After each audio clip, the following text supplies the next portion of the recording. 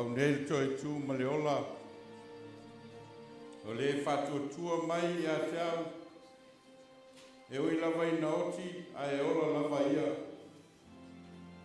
O tangata ola uma o e whatuatua mai i a te au. E le oti lava e o i le whawau. A wae le iso tātou e ola mo ia lava. E le oti foi se tasi mo ia lava. A wā whai tātou te ola mo le li. Te a whai e oti mo le li. O le nei pe ola pe oti tātou. O tangata lava o le li i tātou. O wā le mela maleo maliwai ke riso. Maua toi tū mai ai. Maua soi fuai. Ina ia whaia o ia mali i e uoti. A toa mai ola. O le mea te nofo ai o le atua o le whawabau lea. O i o lalo foi a ao o le whawabau. O nganga o ea meo tunu, ua i lea ao le tua lea. E le to e ofo i a te lātou se meti ngā. A ua pei lātou o e ua oti i le manatu o e valea. Mano lātou whapawai. E pei o so lātou malaina. A toa mano lātou malanga ese atu. E pei o lātou whao matia. A e peitai ua iai lātou i lo lātou manuia.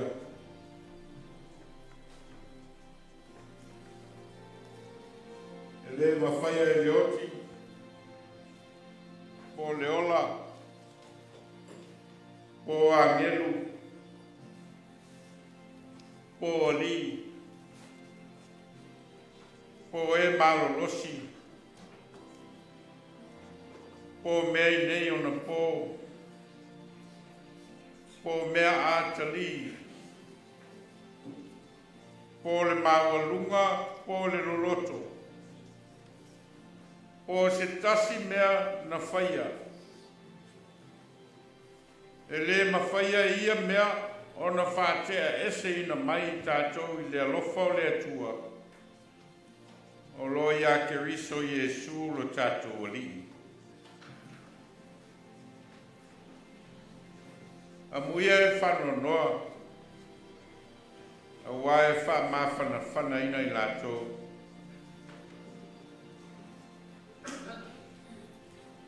A wale atua tu vale o tau loto. Iau tau whatua tua i le atua. Iau whatua tua mai foi i a tau. E tele mea no nofai i le mauta o luk ta maa.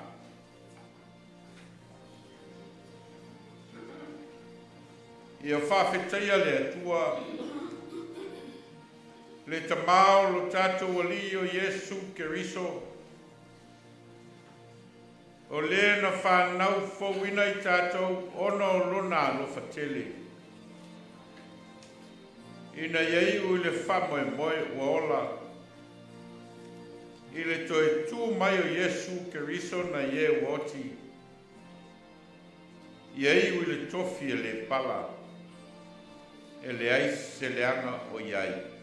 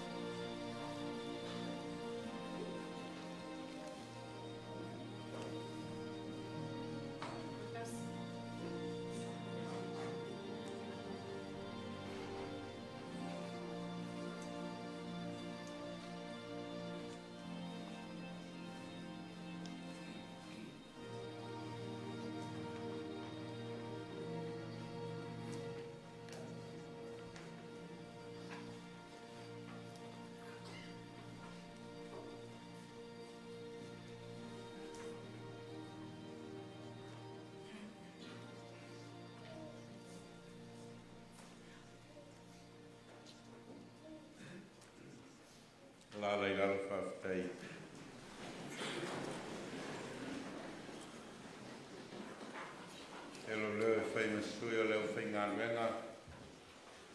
Sunga I to ina whātonu. Sunga I whawhengainga ma sunga I whae se au. O e ua mātou au whātasi ni nei tai au e te ia le toi Sauniga o le. Sunga I Tiakono ia Manu Enele Aliva. Mātou te whawhelo I atu pa ia malu o le tātou au fia ni tai au. E ia ina lua. Ina ia se stina ma le nofo alo. A whea hoi e mamalu I o tū tele ma o tū taulangi. Ai e te paau ma inga ma whale polo tō whinga. Ia au ni lupe whalele foi o lo tō wainga. Ma futa whātasi mai ono o le toi Sauniga nei o le tamā. O le sunga I Tiakono o le sa mātou ngā rue mi tino whātasi. Whea au ma ngā renga le tue tono Porirua nei. Pātalo whātafoi le. Pa I o le silasi o le tātou mawhitanga I nei tai au. O wō mai masani ma inga. O e foi ua whaamanoa o tau teimi tā ua I nei tai au. Su mai tala mai au. Tātou te mafuta whātasi. Si le vi inga ma le whanetanga I le atua. Ono le soifua ma le ola na I fua ina. O lea fua wana toi a mia ma whamana vana whi au. Mana ngā wenga. Teo tātou tālo. Mātou te langona lava lo mātou le atoa toa. Taimi whape nei o le ngā solonga o le soifua ma le ola o le tangata ola. Tangata na e whaia I lo lava whātusa. Tangata na e mānawa iai lo nganga. O le tangata na e vae lua ina iai le mawhitanga mawhana whana I le vāo oe le atua. O le na whaia mea uma mai whaia le tangata I lo whātusa. Ma le tangata ola ua e whinangalo. Fua iai le ola. Fua iai mea lofa. E na ia vea ma tangata mōri mau ia te oe nei na rolangi. Mātou o mai na o loto lotoi le oti I to tono o mātou mawhitanga. A o mātou o mai foi malo mātou mauti noa. O e lava o le atua. O e asa ina le oti. E ala I soi fua o lo lava alo pele o Yesu Keriso. O lena maliu au ato e soi fua manu malo mai. Ma ua vea I le oti e leo se fili ai mātou. A le whai kutoa o Sauniga e la ua fio e u whale atu ai tangata whātutua. I le mawhitanga tū mau ma la ua fio e whawawau. Awa I mailo o nganga I mātou tāpua inga nei. A o mātou fua whalo longo I lo whetala I mai. I awa fionga e wha mawhana whana ina ma wha maise ina ai mātou umalama. I teimi whape nei o mātou o langa. A wau mātou tālo ma wala au e ala I lolo swafa Yesu veri I man whao. Amen. Inga le tua le pese iwa sifurma le lua. Iwa sifurma le lua le inga le tua tātou te pese ai.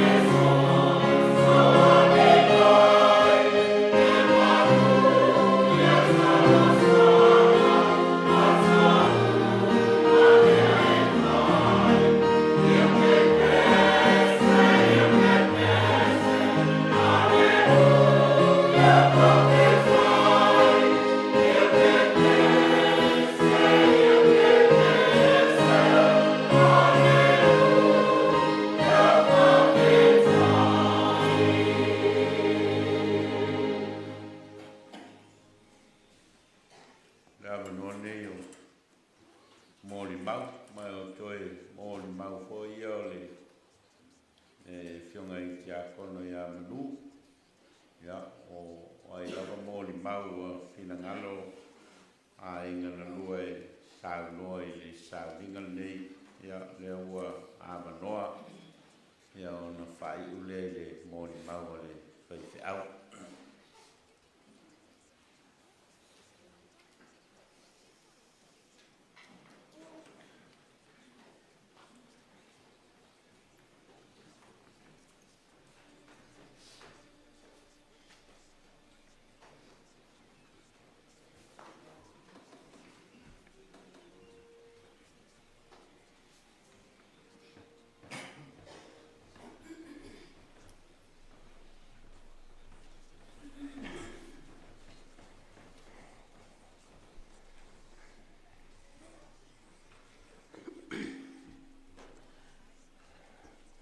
Ai rei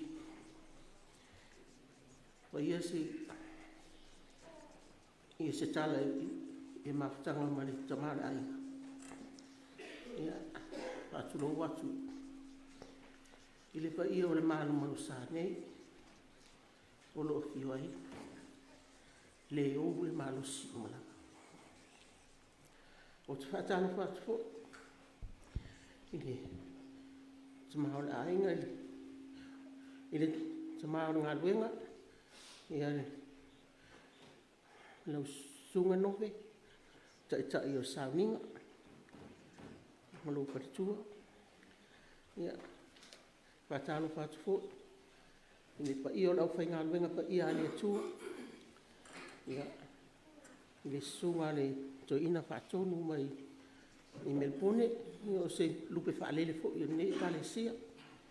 Ia mai se le pa ia man mamalu le ofai ngāwe pa ia le tua. Wang whai un tato mafuta ni tae au. Ia se imol mawina le to Sauniga. Sa maa le ainga. Maa lo lava le soifua. Whatalo whatu fo I le pa ia man mamalu le e ka le sia. I ona tūlanga whaalupe. Ia mai se le pa ia la silasi. O tupu mai e o le tunu. Wai un tato mafuta ni tae au. A malo na wale soifua maua malangi ma. Ia. O le mafutanga ma le tamalia. E ne o se mafutanga e whaingo fie. E si le fia umalawai. Tato e kale sia. Ia ma le mato ai ngā tua uma. E le o se kamaro whaingo fie, kamaro le. Whaingo tai o mafukanga. Ia o lo talan whai ei. O te whawhitai I le atua o au mai. O wana au mai a se mea lofa sili mo o le ono sai. E ono sai ei a mi o ko inga lea. E whiololo a ho le whasi awa o le ri lea. Whiololo a. Ngai a ngā mio. Ia o tala fo inga whai e ngā mea. Ua la kinga o whai ka whāgau kulo wā le manu malpa I angi. O le vanga kia I oe au wā.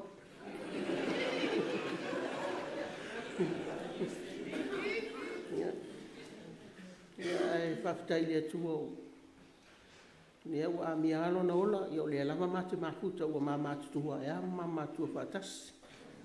Ia o le a o ke kausi amal wha mau I ai o. E ui a inga whaapi o pāmai a ngā mio. Ia o ke alo wha ia. Ia o na mau mai na o taunu mai au I nei New Zealand le. Ia le tausanga afe. Iwa salau fitsufu. Ia o ia. Ia na muli mai na saule I le fitu tasi. Na mama sani la le fitu tasi. Fitu tasi mama sani e ma. Ai mama sani hoi. Ia vai taimi ngā fia ia le au. Ia kupulanga ko ngai o I farisiwa po I e sa. Ia o kaila farisiwa le sa I le I fia Kalangole Station. Ia kaila e ma ai ma o I loa umai le au kupulanga I kaiminga. Sai e fai ngō wha mai o le St. Thomas e pole ai. E o ingala mama sangi e ma le ri lea. E le o ma uang kang kasisiwa. Ai ngā paua e ngai ka iak wha kasi ma ua o si mama sangi e. Mama sangi le fikas. Ma wha i po le fikurua. Ia e maua le whanau le fikor. Ia. Ia o se maftanga e pe ana upa iatu e le whai ngofie. Ia. O se tangata fo ia e lofa tele ma whai tama. Ia lofa whai lan whanau. E mako e whain kā i ngai ka makiri i ko inga ngei. Inga o maa losi ma o maa kua ma o lea onga. Kasi ar ka la wha inga leo lea onga. Ngā le whalea onga, whale, whawalanga. Awange e pi o sisi mea. Ia mele e ki nganga fia onga i ka maki fia o ka alo. E kolengi fia ka alo i ka alonga. Hui ngai ma au lea onga. Ia ele mwhaianga o awai e ku kaimi ar, kaimi alae, siaki ar, kaimi le ku wai lea onga. Mar kaimi ka sama wari e kua ili whale. Pawangan me mga oi mangu o lea onga, ia whale roa. Ia e ki ngā langa, whaalongo inga i ka maiki e le mangu ia, le mea lai whai a kua ili lako koma. Ia ai whai au wai le, ia sisi whape a kui a mea la lea i so warula, so ka alongo sa wai lea. Ia wai lo le lei ale mea whiko ai mara ka maiki ki pe au a kuli whale. Ia ka kere la waa, puru a wai au whakasiara koma. Pe alaku e ka alaku ia i whai aku ia inga e so ia whai ionga i ka maiki. Ia ngā kuule o ka maiki e whaasanga mai ia kia. Ia mele o le kasi ngā winga o le li ina ia o se kanga ka e kumu le alofa e whangau, alofa i o ngā uso mo kua whapinga me longa ainga. O se tangata e whai ainga le lei tere. Mawanga mea ngā upi ki ngā lei ainga ia lea. Ngā lau. Wau kei loa. E kukusar whai ngā maa ainga. E le whaasiri la ainga uia e whape kuulano lo ainga. Wanga ua ia koe whapenga. Ia mau whai a koe. Ia alulao e whai lo ainga le hola ualua. Ia e mangu ia mea umen. Ina mamawhtanga mani. Koe inga ngei. Ia. Ore e ko o tangata na tutupu mai ia enele, Manu, ati maleti e to ono. Ia o whanau ana whanau. Ia e to aluasfu. Ele i mawalani whanau o tamaiti. Ia whanau alana whanau. Ia tamaiti na ola mai e tusa o aluasfu ono. Ia tangata e na ola mai a Manu. Ia o se tama e se lea nofo i ka maiki. Mele a whai a kwalwha kunga i ka maiki ngā ua kua ngi. A whai a kwal me whai a kua ia. Ia ngā muli muri a kua iale mga ia le mela e oina ngā whanga. E whai me fisiri mai fo ia ia tau le tele o mea. Kua la lawa le mea se mea o lato mea tonu me whai o lato ainga. E fisiri mai lawa i so manatu. A watu i so manatu e fia ia. Wai ale o le mea na u. Ia, o se tangata fo ia fia ma alofa i le lotu ma le kāle sia. O le sia ni maasani ko, i pia maasauni mai tu loko, i malumanu nei, i pia maasauni mai le lotu i tā le sa. E lo le ai Manu, o le se furu tasi le lotu. Ai, e sauni Manu, ua tu whai lava ko le walu le la, whai lava. Ia, o wakula ia, se le kai o ke se furu ka o. E o waku ngai kāle, ua o male le ianga saungi mangu wa ki e ngfoa. Ia o lailo o leo ke saungi waku lava arau fasiri, mana uko e whari o mai a kea mai. E ke lo. Ia, o wakula ia. E oi, a me se leire, kai la le ka ngal se furu. Inga nga umakala o kalanga ku lunga si imale ako, ia. Arowa lungu wa ola ka wale, ia wa sau e kukia ia. Ia ia o e kapua, imai kapua, inga ngfoa. Ia wa ala wa alu lele kwa kale iwa le usau a le o ke risau. Ia o winga ngar ko inga le a manga olo le me fa ile manga o ai uminga ngofu. A fa nges po la wa se me fa. A fa ia o le kai me manga o ia o ai kai. O wangi wa pe e ki nga ko kurou lava e ki ngā koe kalinga le kai au i le kau wala au makau kope mea ngā le la ka le fia ia o le upu mongi ia ua mako ai o misia alo ko rua o misia ia ngā kongu e whai so se mea e pa uma il mako ainga whai ngō fie mea uma whai le kongu e ne ki ngā inga ses e ki ngā inga maua i me whai ale ainga ia ua kamasangi i la i a miu ko inga le manga whai ngā kongu i mea il mako ainga po me kupu longa ainga po me kupu il mako ainga ia o le mea langa e mangai anga whai ngā kongu e while mu ia e fia uma ka uma ia a ki ngā inga la maua ai while mu la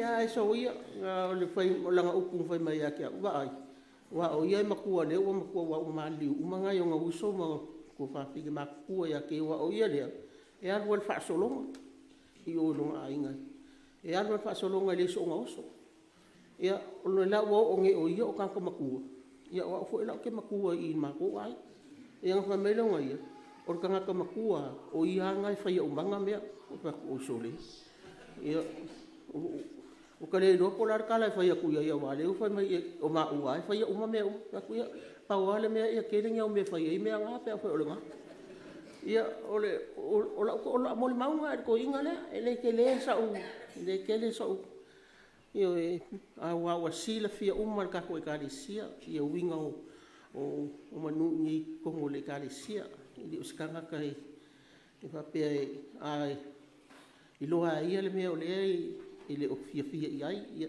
kaukala ia e kaukala e sao ai ele meo lai longa lo e fa penga ele maku ai ile fa alo se upu ma se kala e fa iskanga a uma ia nga uma le o le ai fo se me ko o pole ai pe ko kaukala ia ia e fa penga la le mama kanga misi o ro ia ke ula o ko i misia le la wa lungi o kupu mai fala mela le kupu fala le ia ia o le o fe meme inga ko inga yo uso la o le fai ngo ko ia le ko ia mele o paula vale le la o kalsang muli la o sunga nove le kamar nga luenga e va ku vai maru enga le a fo ise kau kua mangu o le lama a o a fo ni upu o fai ua le ka kau kamali i lo whafonga ia malu o he whale i lo fingano o e lama o kamaro ngā luenga e o waku i aingi mga ko lau o fingano lau o ro ia o la se upu o se mangu ia o ke whamale mole aku whamangalo ia kama ia mangu i kawhi mananang malanga ia whapenga koe kako e karisia ia o hafo ngi upu o mangu so o ngalafo ia mise lawonga ia ngā woi pele ia ngā ia mawhaki ngā loko ia o kou ia mā loko me whale o aulanga ia le ami o asau i pesi ko anga ia i pesi ko anga i sau pesi ia o fai aku keilo oi au ai kele o kele pe pese o le lu i o ko o fai pese ngai ke o se le pese ia o pa le ko le o le e lo ai ko ngor ka ko fane pe fai ka ko lu ia e ka kele lo po fele le o ka ke ai pe au su pese o mo le pese o mo le lo ko fa ke lo se ai lo o fi fa fo le ko ka ko pese ia o kwale ara kele ko leo ia mai foi mal leo ka maki se ku kusa le ia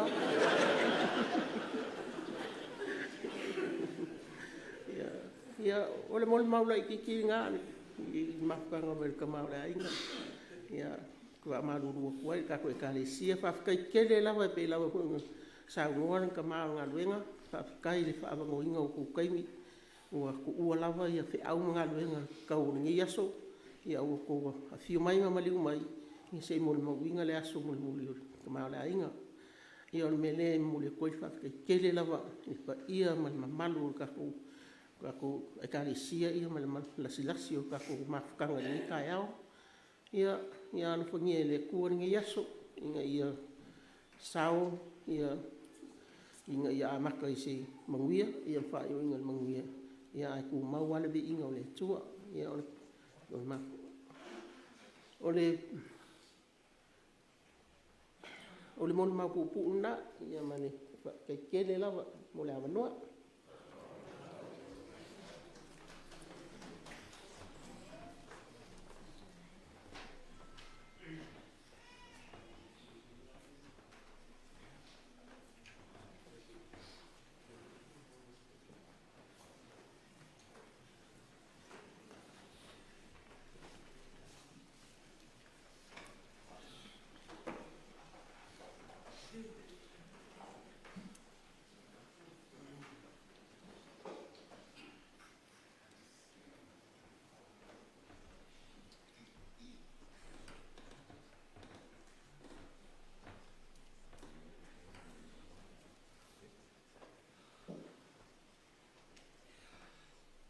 E le swafa malu e Jesu Keriso te whai aisi na moni bau pupu. Ona o au o le tangata sa mafuta tele ma manu. Po le uso manu sa mafuta. O lo ingoa o whale ali. O manu e toa valu na uso. Ai to lua tua whaafine o manu. O manu foi o le lona lima o le ai, o le matu ai, awa, o le lona fitu. Ia, o lona fitu. Ia, o le awari, ia muli mai, o le sai ia,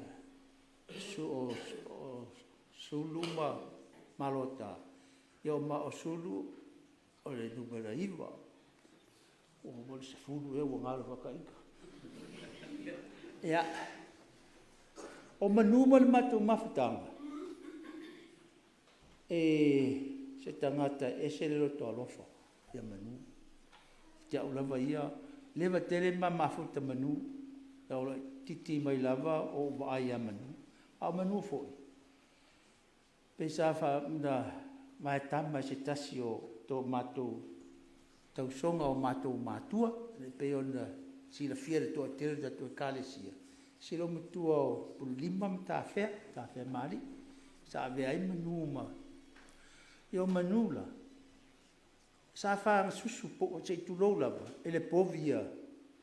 A vai whaile wala povia ta whea ma vai. Ia o ia la na sa wha o ngā i povia. Sa susua ta whea ma puli. A mato, ia o apa susu, sa matua ai ai. Ia pila e bena e si matu e senga da foi e se le wingo manu o na manu sanga tai e sa wafo o na o manu na fanga i pom abato io susu apa ya o le la pe fo o ringa mai ai e se amato wa mio o le o io manu ia e se fo lo na ia winga ya mato pe ia anu mato le ina le na o na mato ia wa se apa susu na ma open ia fa ia na pe ia e sa o ali le tas ia manu ia pe mena o manu o tangata e taita no fia fo ai va vena muma va vena na ngalo ia manu ne mena tupu na e fa o manu ia o manu na sa le fit se fulu ai sa manu fit tas no a mafainga ma ole ma fainga wenga tai i ve fo i pitone per fainga ia ave au tavali ai fasina sina manula wala afata asa manu ia na soale le pasi di mata va ia na tu na soale le pasi ia an saule so kasen sama tu ndo fo ia vatu e bo telefoni e wo soale pasi ta va ia o tangi te o wel fa fine le ona le fine to no al fio mato o manu le pasi ai le manu ya mato ia na faile io sio kasi e a sili le pasi pe sili tama ia ana feoti fa fe ia mena o manu e se foi le mari e mona io bina fa pe nai I mana o manu ia fai whaatunu ngai fai atu ia te ia. E whapena la mawhutanga manu. O le ala me mana o i manu. Ia saua manu ia tea. Ia no whaia lea me lai me manu se me al matau a inga. Ia pe ana ona saulo le sa le fale tua le tausi. E tina alo te whalo no tu le whainga tali mera whai manu. Ia tamu whai ana whatau nu o nao lau sau manu ia tea ue. E lono mea tea o le mea. Ia e pe pe na winga manu e whai ale mea e mana o e whai ale leile mea. E se alo na o toa ia o misi asi o uso. Le sa ufa whai mato whai au. Ia pe o a bere ia le manu. Ia e lua aso tere i sau ia i mea matu a inga ona ua wha le tonu le ia le. Ia le ia la au sau tau wha le tonu lo wha le lo. Ia na ua fo ia le whale mai ua. Tau whai ia se si fo ia i to whini a fo mai. Le whalata ua o mai le. E nei tui. Ia au te le amia te whiha matala ina manu. O manu foi, o le mātua. Wale stale na ua. O le mātua. O le tua ina no ia Aliva. Aliva no nutunu. Le utele i whalewha. Al matina o sai folau. Fawolo. Sila fawolo. O le mai i tutuila. I leone. Ia. O nuna o se o matou ai. Ia o manu la so le na fitu manu o le fasolonga se o matou ai. A pe o ta ua e na isi o matou tua whawhine, to anua e numera whale steine. Ia e numera se fulu le sefulu tasi le steine. Ia ua mali li umala lato, pe o le ta ua le laurila e rapo. Ia au mali tua. Ia to o matou, ia le lau aluatu manu. Ia le la wo le wo pe wo matua nei. Ia e amo ala avena tangata ia wa le wo matua bala. Ia. Ia pe wa. Ia pe o sina talbo puna te ina umina wani sime. Ia o sa fa nau si o tarima, sa fa nau ro wa tarima tua o lo na tali le. O tali o tali le ngoa, ia le o noa le tali papa, ia le o sua tali. Ia, le sua fai Jesu, manuia lava le aso si o uso, ia eni se o lo uso, ia, fa mangalo na mea rau e aku e te nofo mai e te matou furi e tumalau ria e fai na tu aia. Ia sava Jesu, amen.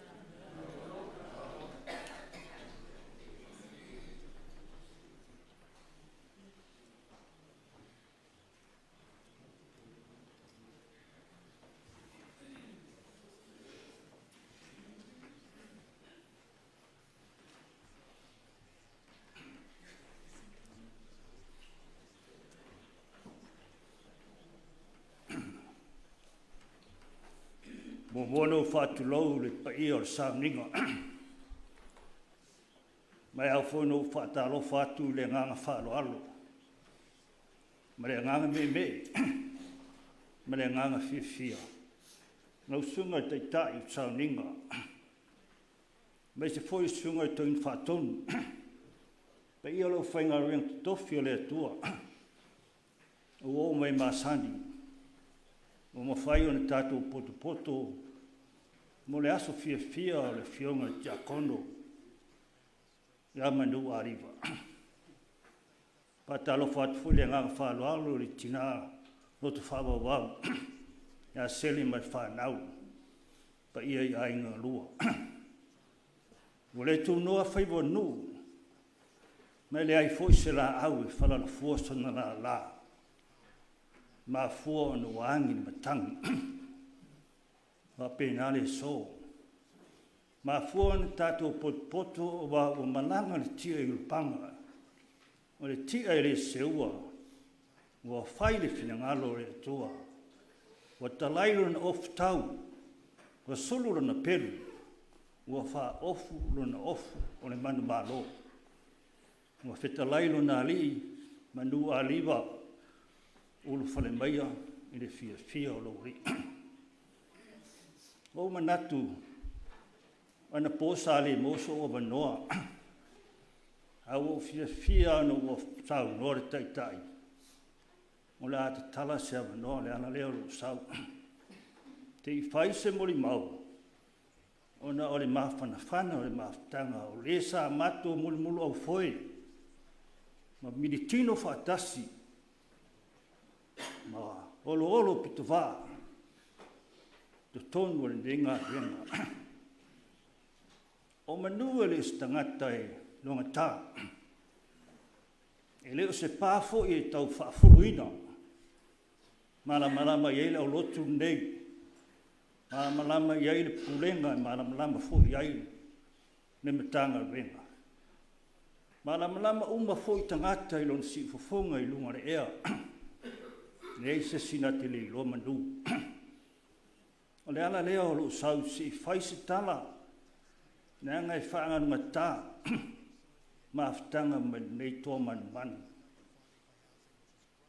O le ale apa I tua sau whamtalanga, o lea wao te lenga I teli msauanga o les, mori mawina o les. So I fua ni manu. Ma sinda len tēnei, na au sau lok tā whaongai, na loi Queenstown. Ai tu watu lona tali mole tusi. Mai nanai o fiu su lo fali. O walu fa fia I luk tama, ai fai mai luk tama e te alu su le falo nai. O te mana o yana nai saulu lo wals futo sanga. Ya, mato iai le wals futo sanga mandu. Ma nei ai o lan saunwanga. Te iai lana whanau me Australia. Te iai o na uso, pa iai ai ngā lua. Ia ma e sa whai masui o le tātou e kalesia. E mori mawina le aso fia o le balsu tau sanga manu. O lon tala ia te au na nai wa o fia o maua le pine auru. Wa u tangata mua. Wa u lia le balsu tau sanga o lo soifua. O foi lá no tu lá e fai whaftai. Na selema na whanau. Pa ia I ainga lua. E tusa ma le aso fio manu. Lua aso, tolu aso to e alu Australia. O wini me foi le ia manu. O te whamatala I ai. La walu I Australia no nisi o fuanga o le whanau. Ia. Me atu manu nai o le ale mafuanga o la walo. Te alu e ona o le whanau e fio tu whatasia. Pa manu I atu manu no walu lea a whalongo mai Australia o maliu manu ma tu bol malo. E maua le tala o nofo I tu tonu o se whale kofe o inu la o tofe. Ai maua le tala ia manu o malang. Wai atu I la whanau o da tau lan o walu. Te le nofo. E ui aina toi whapopo le pasese. Au te naua I o sau le tangata na mawhanawhana le mawhtanga I tu tonu le kalesia ne ngaru. E ala o sau. Sa ha pere maua so o vanua le na po au fia nobe no e sau gola tala le vanua pere se tala ona nai ave ia le leo nai faima sui o le mato roto e sau no atu le mato tamas te ruma manu fa te tele lava tato maftanga e matingata e tangata o winga, a tatara noa o winga o le rofa. E tate fitu nai, pe soa ai, pe miri ai tai, o winga ia o manu, sa mawhanawhana I eile mawhtanga. Sau na e alu lau malanga, mani utanga mamanga. Ai e fotua I mai manu, mani manuia, e la e ai le kalesia, tusa mau ngā ruenga, sa tātou ngā nuru e ai teinu whan Mai ai le fitu tasi fiu se fulu, se yo mai le tu la, o e pine auro le vals futu tau sanga. O le a māturu noho foi ma tā puai, ma wā tātou te taritonu, tātou te ngāre rue a, ai pule are atua i le soifua ma le olo na tangata. A o mai ale wala au, o tu ua mea uma, ai malanga i le nuu o whiriwhiria le atua mo tātou. Ma manuia le atua le, koe Sauniga o le au auna. Pa mawhanawhana ina le tinai a sele ma le whanau. Pa ia i ainga lua, mai se tono le tātou karesi. A manuia le atua i sunga teitai. Ai mai se foi nei aso wa vea le tu malo. Whionga Tiakono, ua tātou tue whelua i ainga stasio lup whalelio nei tua le karesia. Lau whionga le Tiakono whatonu. Mai se le paia lau whainga renga le atua. Soifua mai manuia.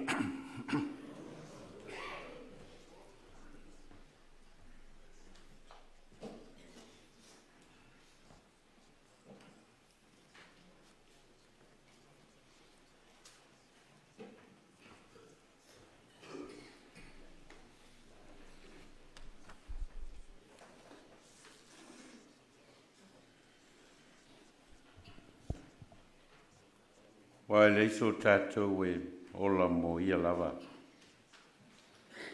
E leo te foi stasi mo ia lava. A wā whai tātou te ola mo le li. Pea whai e oti mo le li. O le nei pe ola pe oti i tātou o tangata lava o le li i tātou. Wa le mea lava lea na maliu ai ke riso, ma ua to e tū mai ai.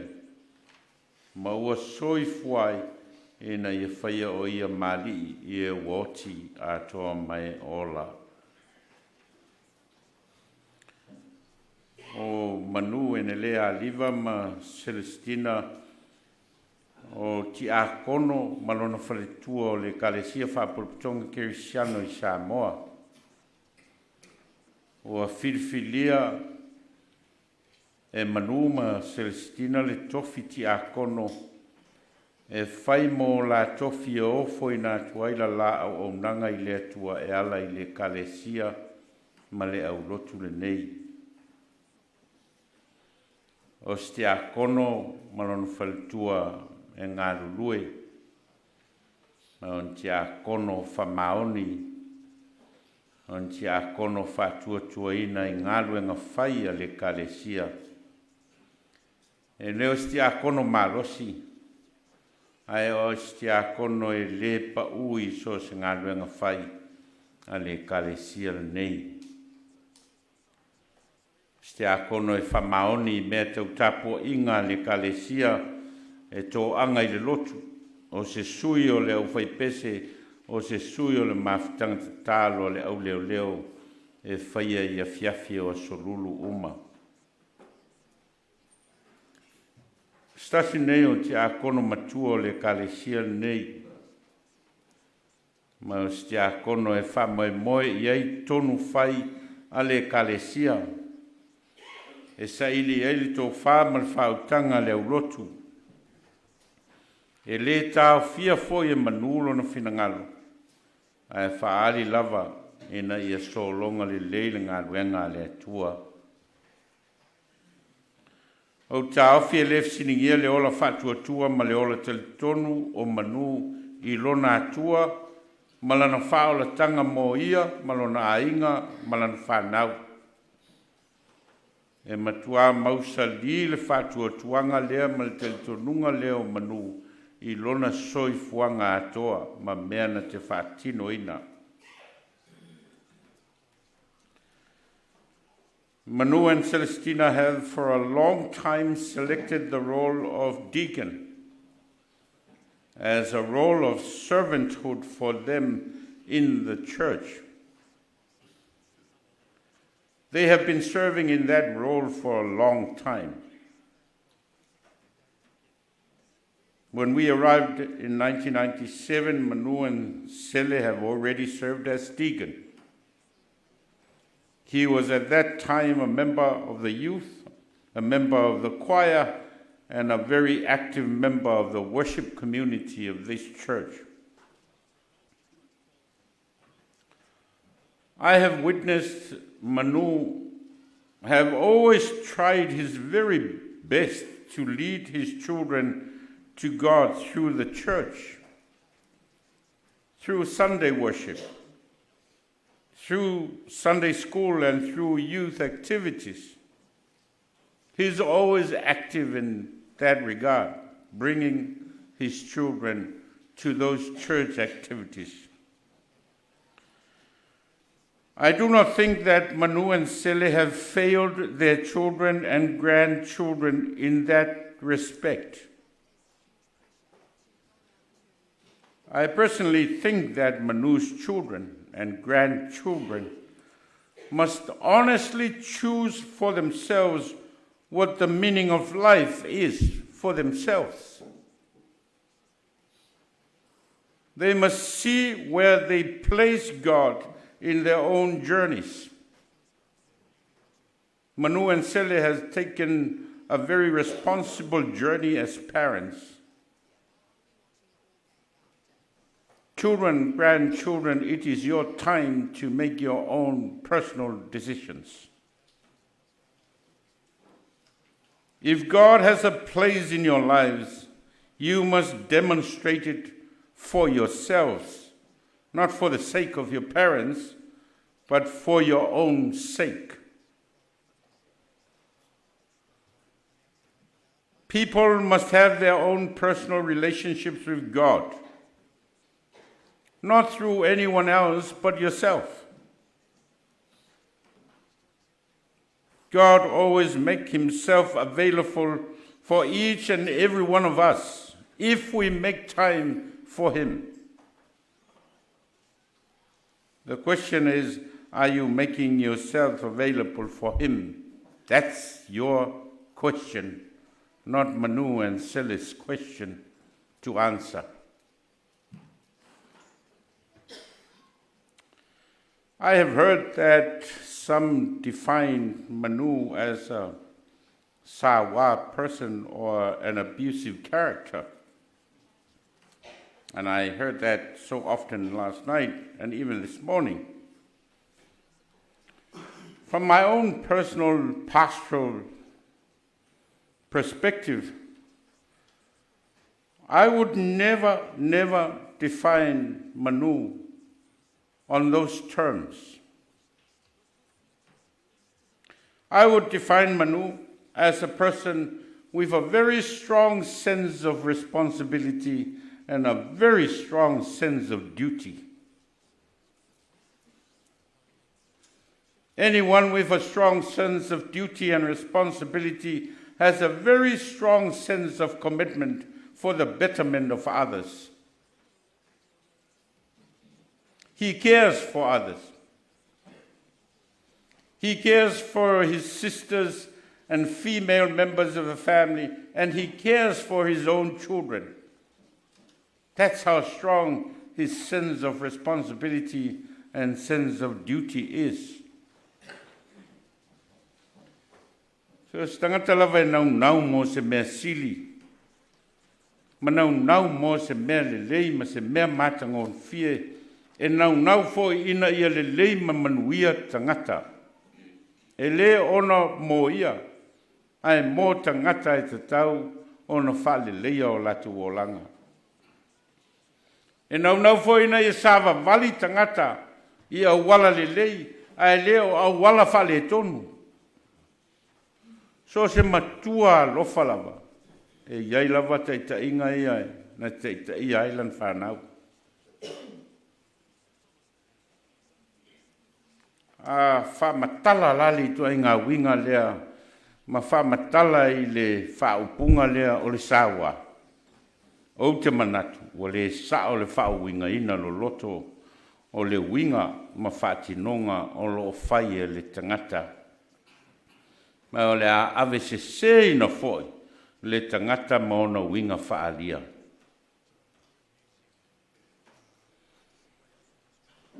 Manua i eilona winga o le sao loto e whaali lona finangalo. I le tā aia whaafala foi e seisi le whautautanga manu. Whaali lava e manu ia le mea o lo i le finangalo manu. He has a sincerity to share his true opinion on any subject. He doesn't hold back his opinion on anything.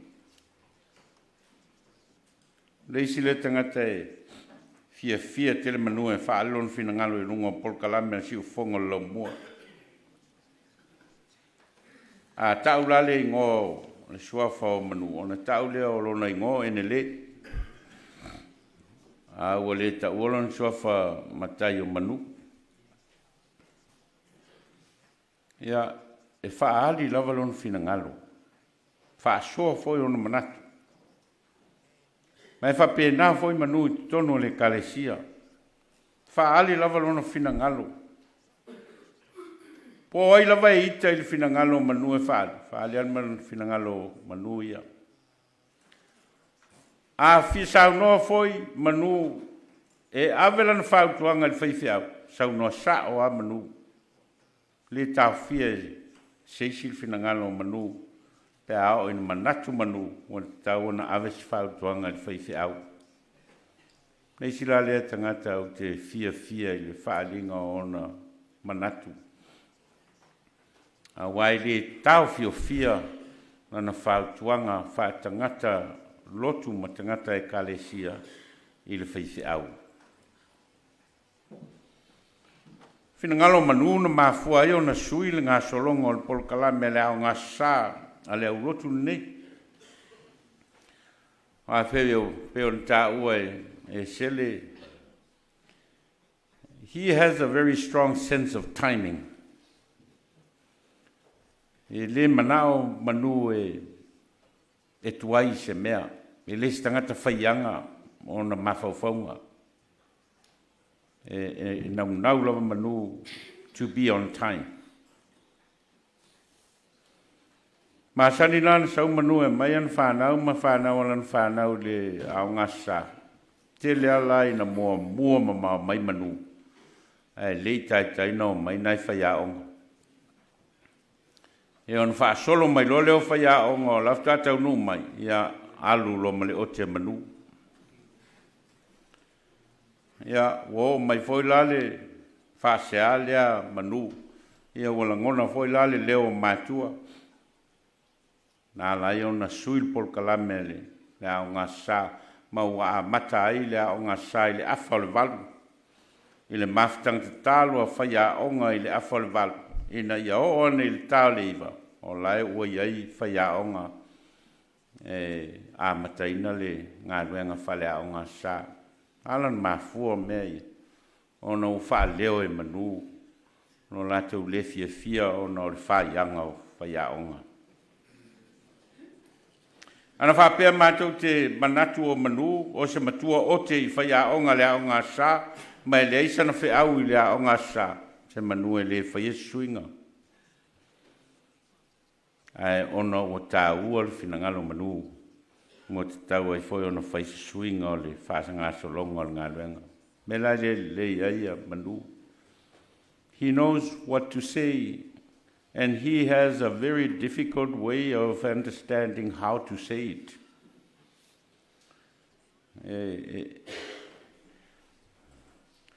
He doesn't put an icing on the cake. He serves the cake without an icing. That's what Manu's style is. If you want a cake, you will get the cake without an icing. Le malamalama le leile i le attitude leo o Manu, because I come from that kind of family and the relationship with my dad. E nau i le alofa, ai ese lava le wala e whaali ai le alofa. E nau le anga le lei, ai ese lava le wala e whaali ai lona anga le lei. Manu has a very deep kind of love and kindness to people But he has a very difficult way of understanding why he does it like that. To be honest, that's all how he knows how to deliver.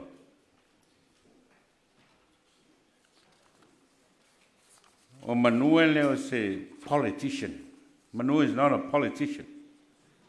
He can never be a good minister, I can tell you that. But I think Manu is a very good commander.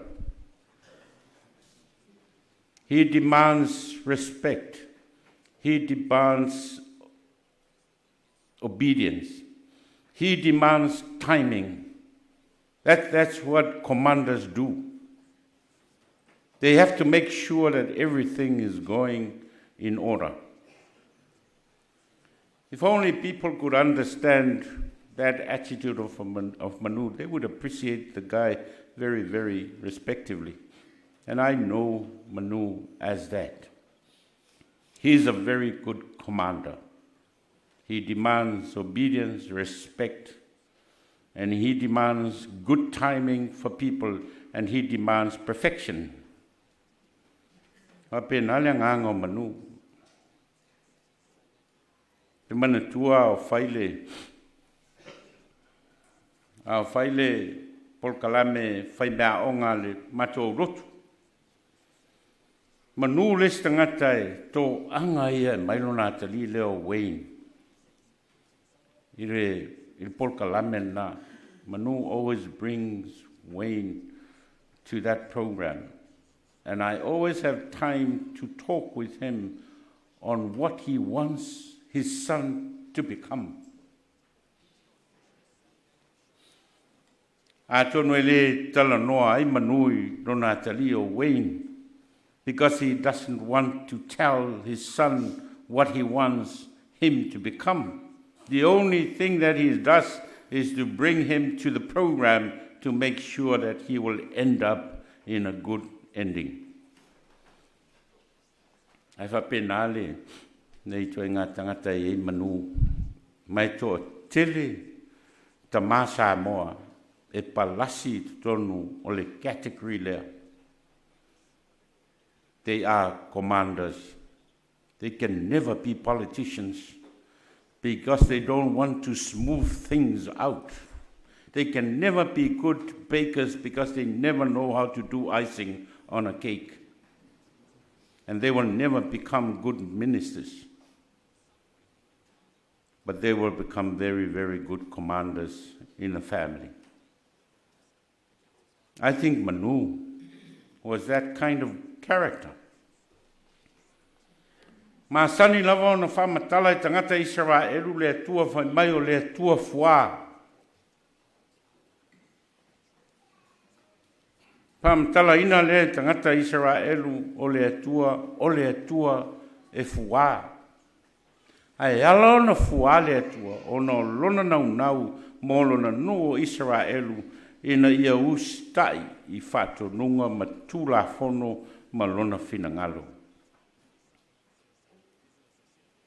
That's the character of God. O lai mawal tangata leo Manu. And if people do not understand that characteristics of Manu, they will define Manu wrongly. Even those close to him. But I think Manu has got one of the characteristics of God on him, that he demands obedience, respect. He demands good timing and good attitude of everyone he loves and cares for. Eo lava yana mastanga, nau tele Manu e whapena. Mai whapena fo le ngango Manu tono le ulotu ma le kale sia lea. Hai fono al mato ulotu stasio aso. Tu lai Manu e whaalon finangal. Pai leo le hina ngalo Manu. Lau sunga ili.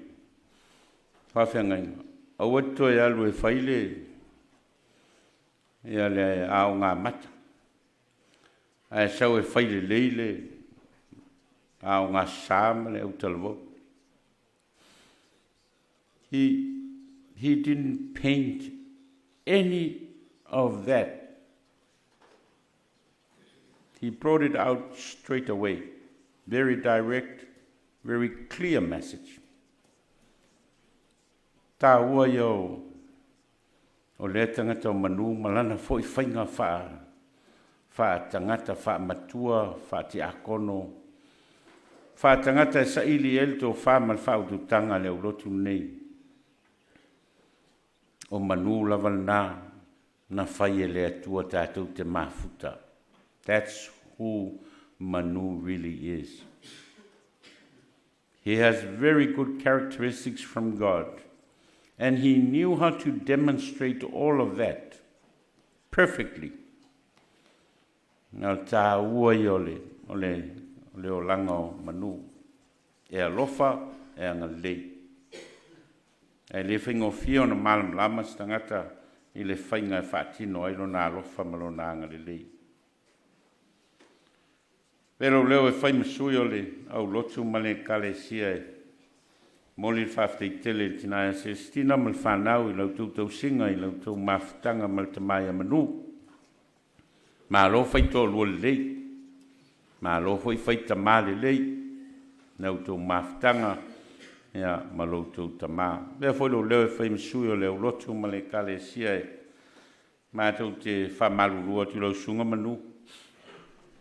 Awai, poto alta utai a sela na tu yama. Lea foi sina unau le ulotu ma le kale sia I le tātou mawhitanga sa tātou mili tino ai lana whi au mlan ngalwen. Ia le whaiva o le tangata o le se. Oani vai vainga o le tātou ulotu ma le kale sia. Ia au tātou ngalu lue ma mili tino I lana whi au mlan ngalwen mātou talo. Ia. Whaatafe I nu le aina. Ai alu mamanuia o le atua. E loa te wheiloa iai maloa li o le sa e tautua. Ma e ngalue ai, ma e au nai, ma e ostau langa ai le neilo lang. Whaavanoa le atua. Se no fuanga le lei mo oi le ola e whaavavau. Ia e manui tele tātou au fiele. Nei tai au.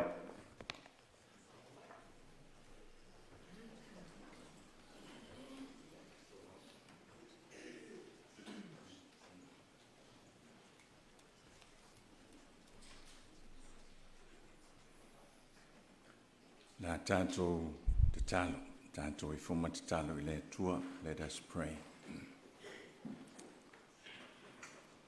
Le tua le ola, o mātou ta māpaia. Le li I sili ese o le toitu. Ma le anganga paia lo mātou fisosani sili. Mātou puno no I luma. Ma le loto le whaafitai ma le whanene ina peo lo swafa.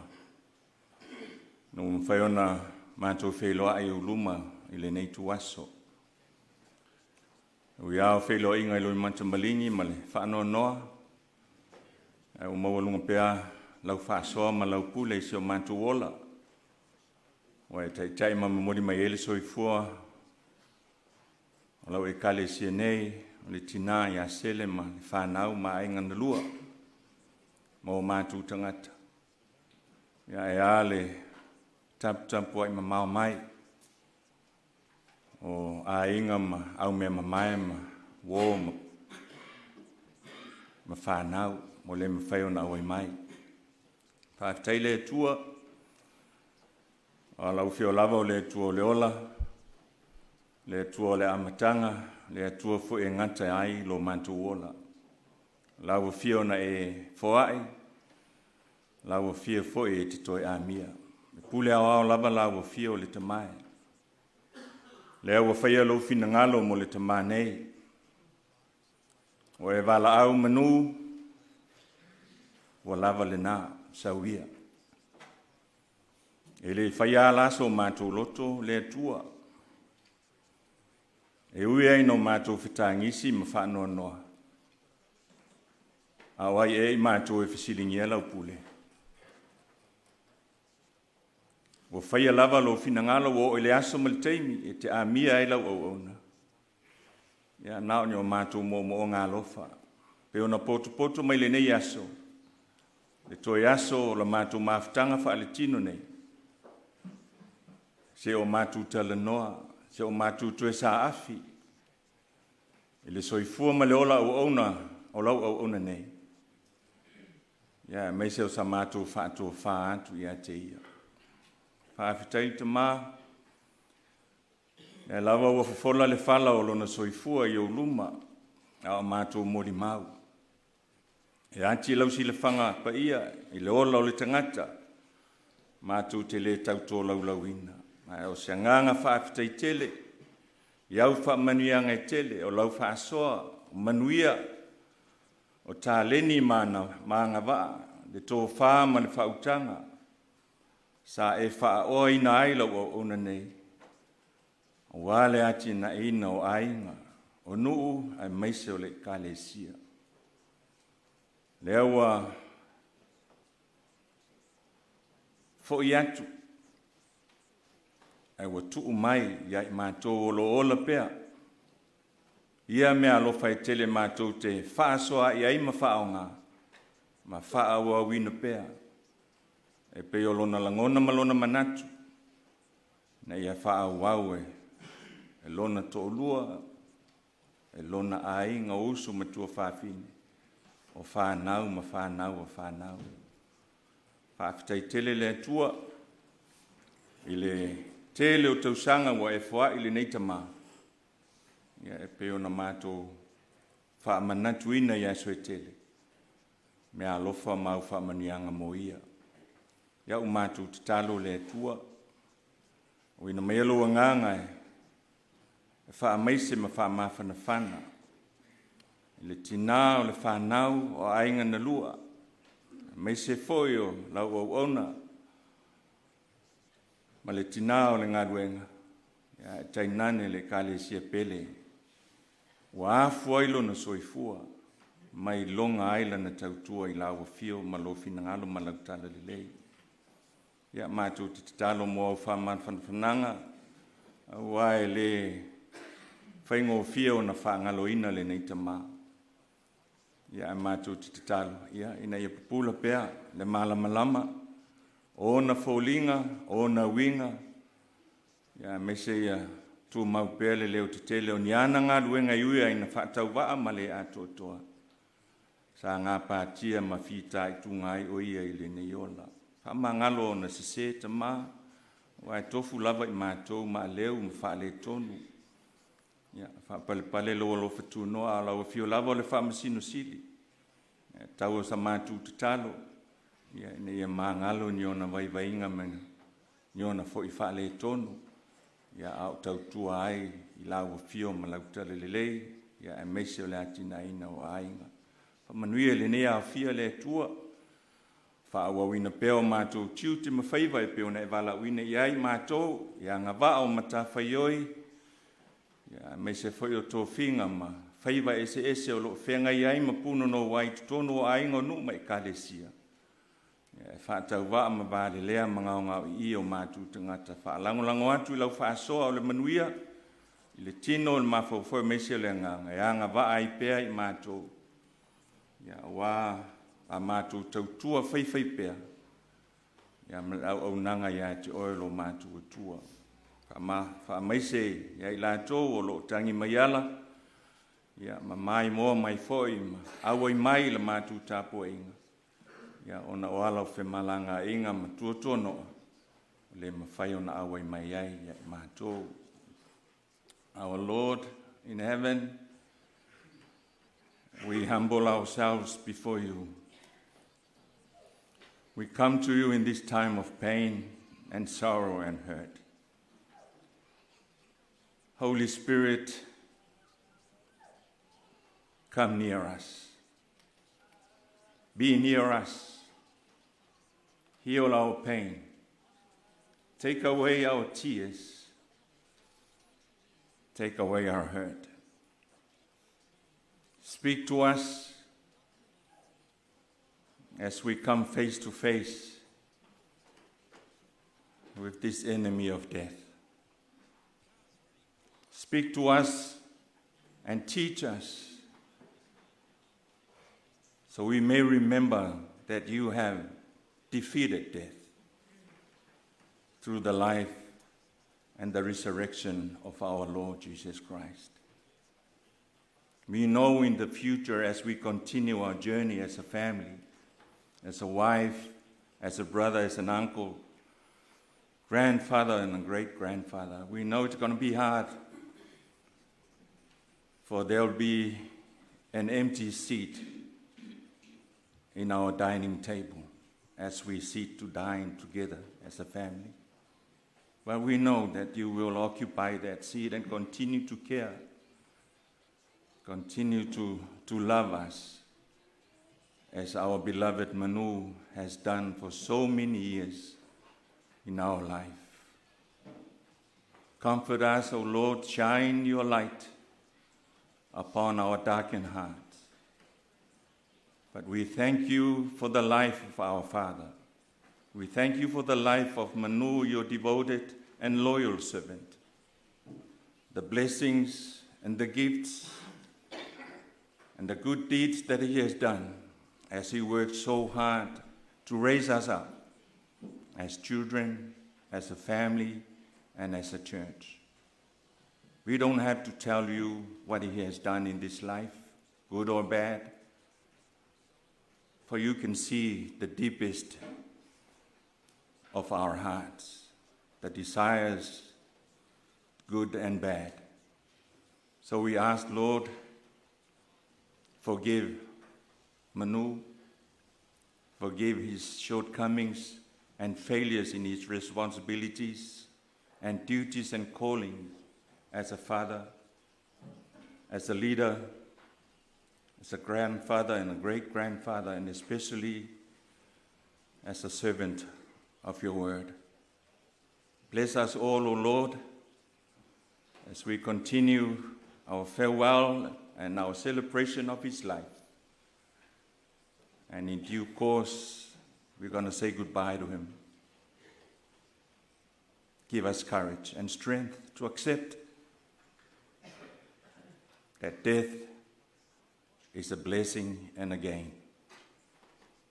Mātou te talo ia le atua, te taimi mātou whanonglongo ia wa whionga pa ia. Whetala ia lo nganga i o mātou lotu taito tasi. Au mātou wole mawala au atu. All these prayers we say in the name of our Jesus, of our Lord Jesus Christ. Amen. Ingo le tue lusa lau lusu lima, tātou toi vi ai. Ia mai ale, inga leo na so lea male, pai tau ino tuspa ia ma se ufa mafufana.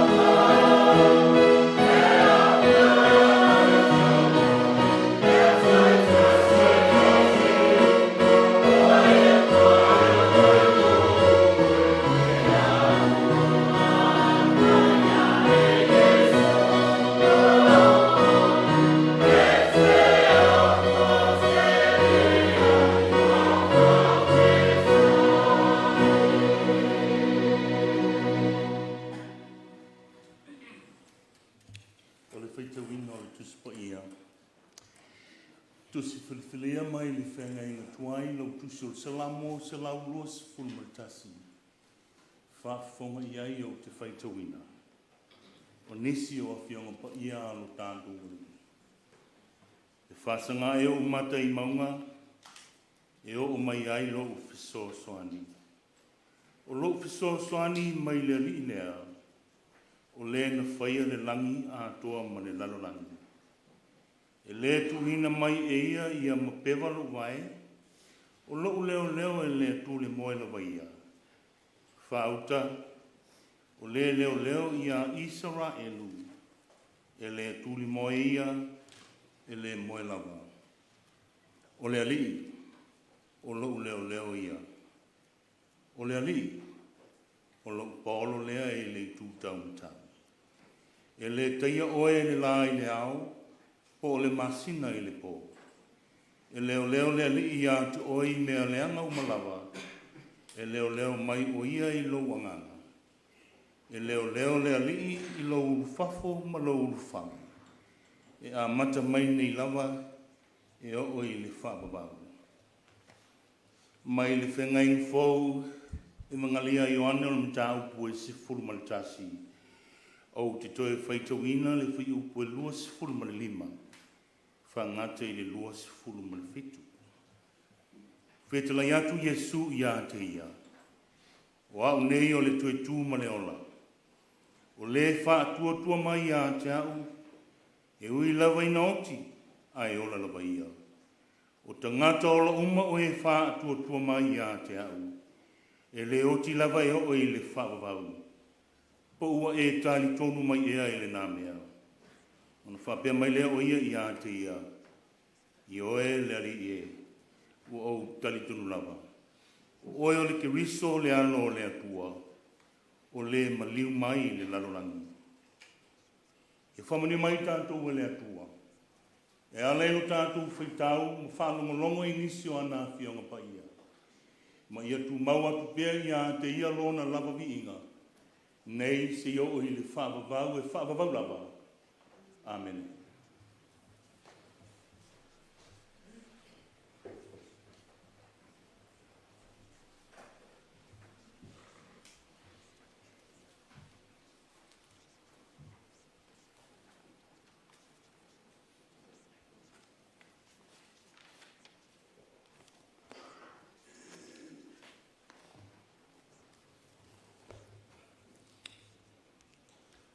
Le launga i visua whamamaru o le tua te maa.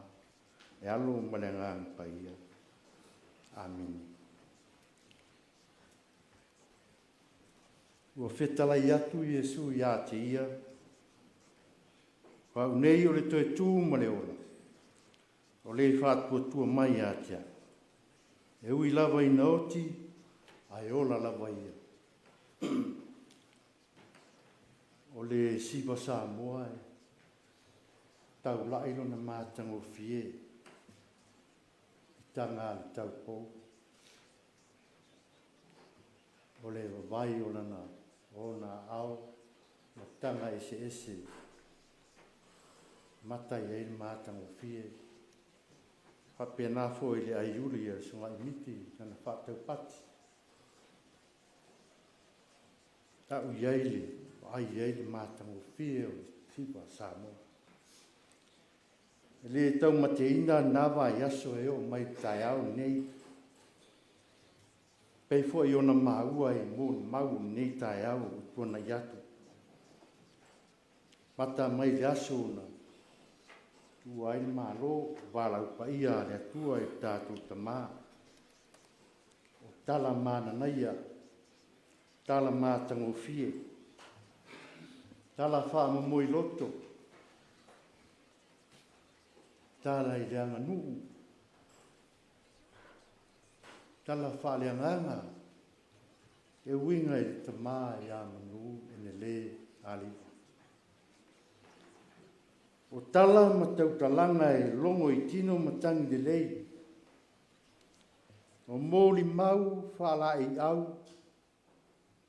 O Sauniga wha mawhanawhana. whalo to tele le tina ma le no whalo. Pa ia i ainga na lua. Taina ne fōi le pa ia o le kāle sia i Porirua. Amata mai ai le taimi na tua. Wala wai le atua. O asia singa whale anganga. Kele tatalo. Kele pese pesenga. Se iau mai fōi ana pō. O la unga whale anganga. Kele whātidonga whale anganu. Wala ngā upu. Kele tangata. Kele tamau ainga o me.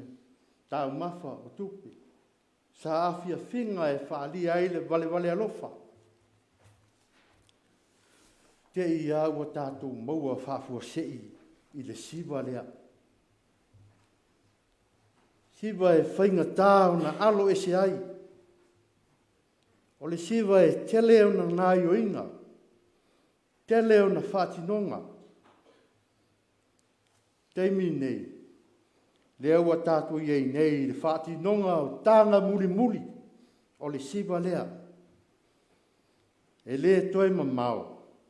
Tātou wā ngai rola ia e. Whanua tapu. Moli ina o Manu Enele Aliva. I lona oli sanga tū mau. Au le fisili. E isi meo totoe. Tātou tere tā ua e winga i amanu. E isi meo totoe. Tātou tere tā ua. Tātou mori mau ai e winga i tama. Ioe. E iai le mea. Le ala tātou me whai mea umaian tātou tāu.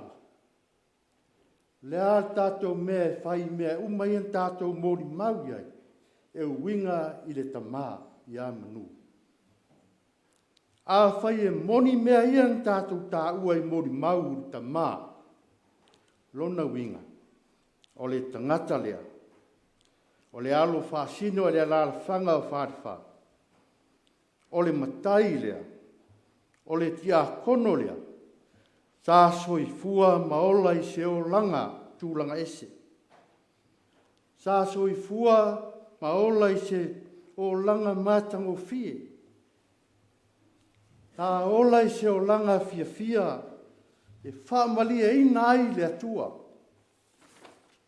Au le alea o langa tūlanga ese. Ma mātango fie. A whai o le soifuanga whaamali e ina o le atua. O ai o tātou na te whaau le soifuanga tūlanga ese lea. Ma mātango fie. E tusa mamori mau. O ai o le nofua alo ma inga na te whaau. A whai o mori mau ia yaso o tua na i peo na whaafonga iai. Tūlanga ese o le soifua. E alofa e whaamaoni e tautua le lei. E tau anga i le lotu. O ai na te whaau le siva lea. Mua. O mea mua. O le teimi e le i māwhau wina o le oti. O le teimi na sau ai le oti. Mea lea na pole ai. Na vai ai, e fefe ai, e langona ai le whātau waa le whāte ia ma le mautonu. Wā o le oti e sau i so si teimi. E tupu i so si teimi e leiloa fo i teimi e sau ai. A o mai matupu. O ai e iaiso na poto e wha winga. O ai e iaiso na ata mai e wha matala ai. O ai e iaiso na ata mai upu e wha nofo maari ai. Ma wha malo si au le fatu nuti moia. O ai sana ngai o inga e whawhita iai e le malosi o le oti. O ai sona le leina te fofo le loto o manua. O le anganga ma le mautonu o le mafu fau. O le aise mea ai e manong. Le mawhai o na tō wha wā whaina le soifua maloloina talu le oti. E o lava i le autu stala o le autu stolo. Solo autu hai pese, Au fai musika o tu siata lātou te iloa mea. Fai mai lātou te iloa mātau.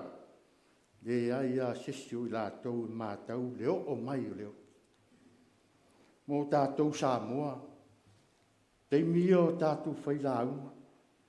E to ai a lātou wala ngā upu. E tau whaamatala ai le mālosi ma le matui tui o le oti. Fai mai ua ngā solo solo au, ua ngau ro saa, ua ta whea le tau ofi. Tō le timu, e lā ma le māsina ua le sulu o utia i lau pōni saa. Ngā ngana whawhai launga, se i tau sufi ai le pai mai o le oti.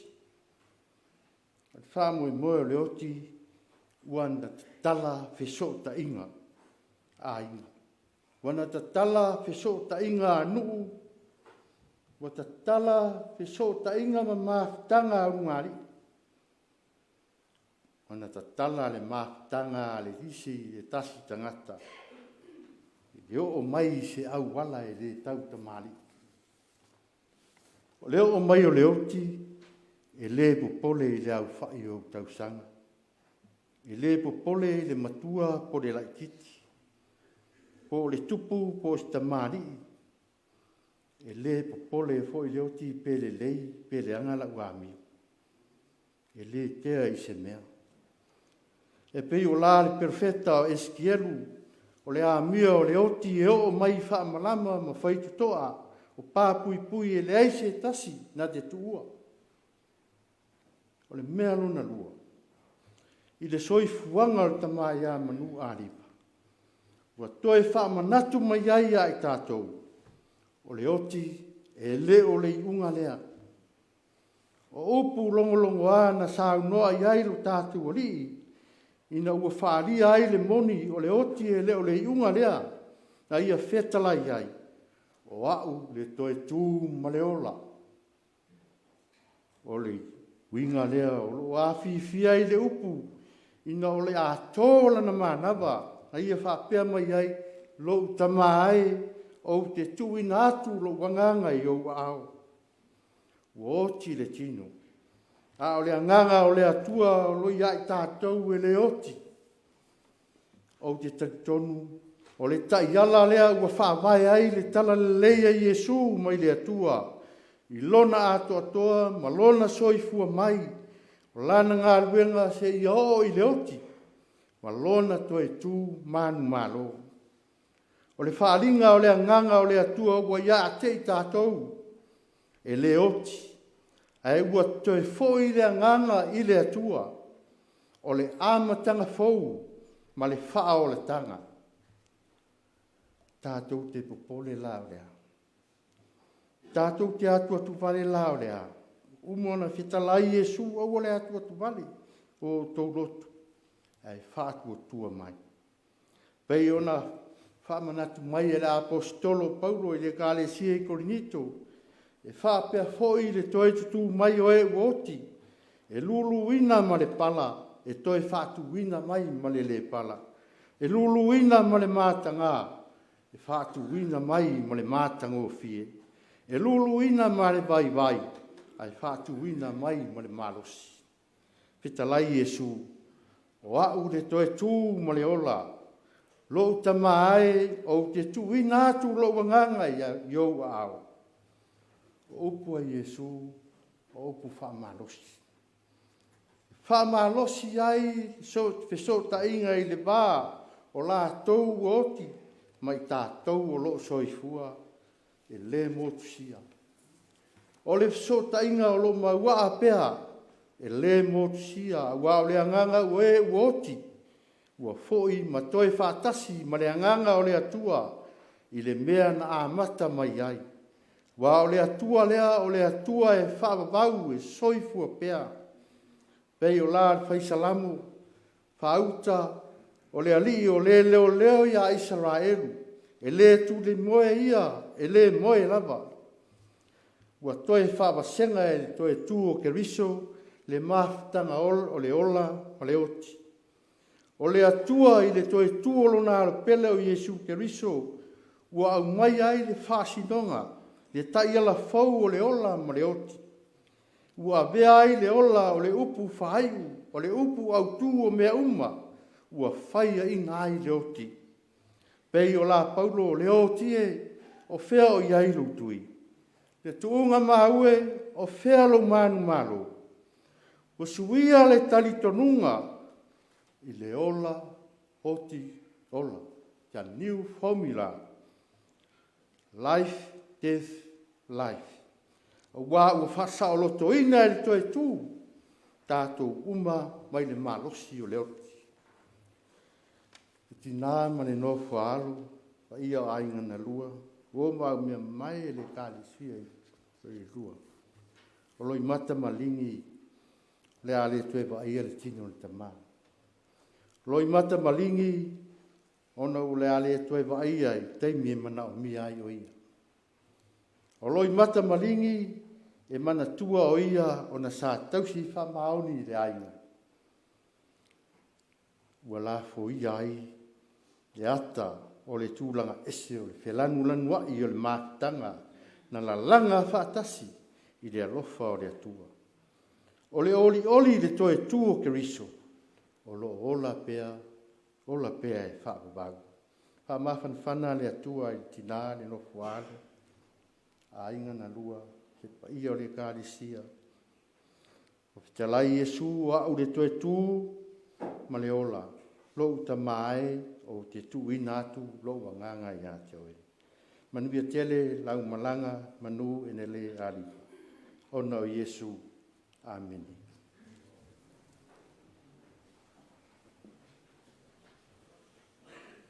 Pese lima sfulmaltasi. Ia, ona tātou tu ai leo le mea nei ma tātou wanga ia tu i whanua tapu.